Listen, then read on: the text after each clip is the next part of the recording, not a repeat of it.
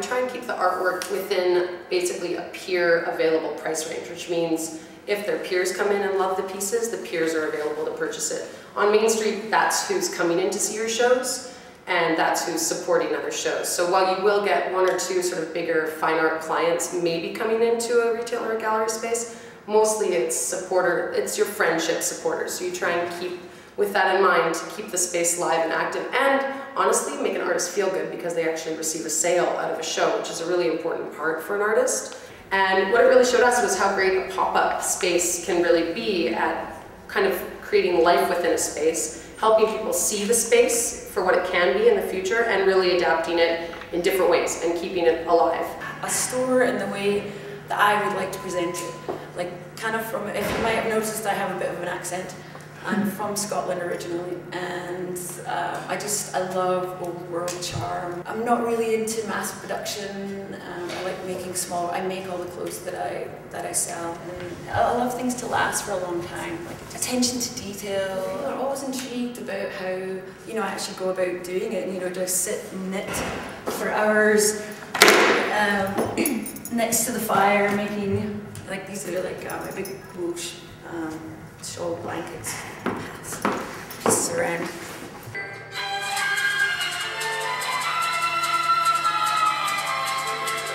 We release new teas every week. I mean, this will give us content to put on the site, stuff to tweet about, stuff to put on Facebook.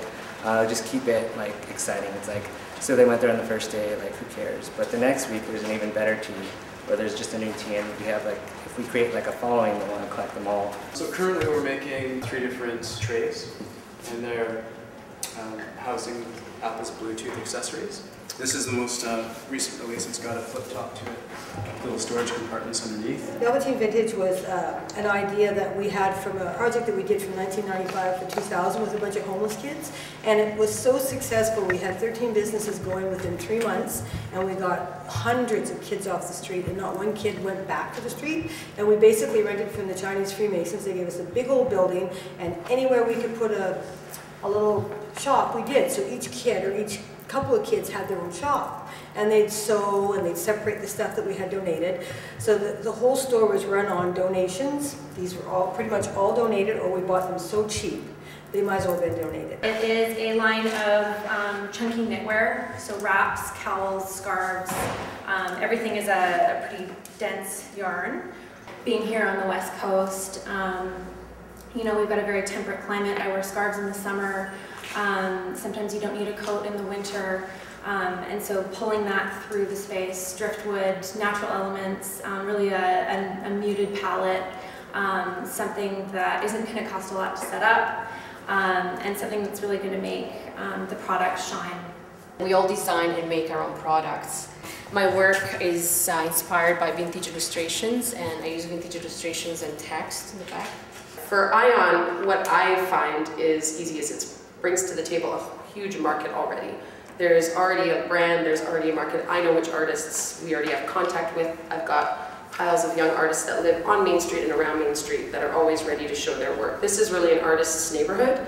As you know, I mean, the area that you're looking to build on was about a 50 artist space. Also, just handbills I found are really handy, like just going out and just talking to people, going to Cascade, leaving a pile of handbills.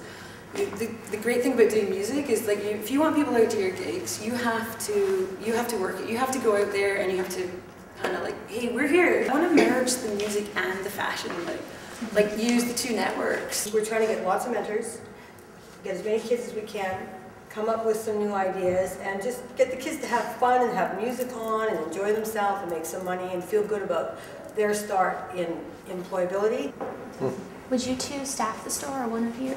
Yeah, we'd have like girls working there. And I think it's better that girls are working there. Just more approachable. Yeah. But I mean, like girls like talking to other girls too, like that.